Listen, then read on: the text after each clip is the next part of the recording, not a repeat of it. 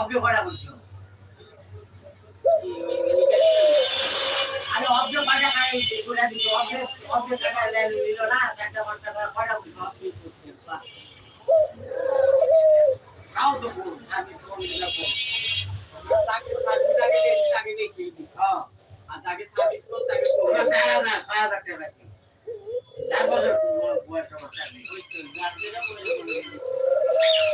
কিন্তু আমার ভাই বাবা আমাকে 250 টাকা বেশি বেতনও কম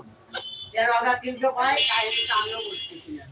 13,300 পাই আমার 400 টাকা বেশি 6,000 6,500 মতো টাকা কি বলতে হিসাব কিভাবে আল্লাহ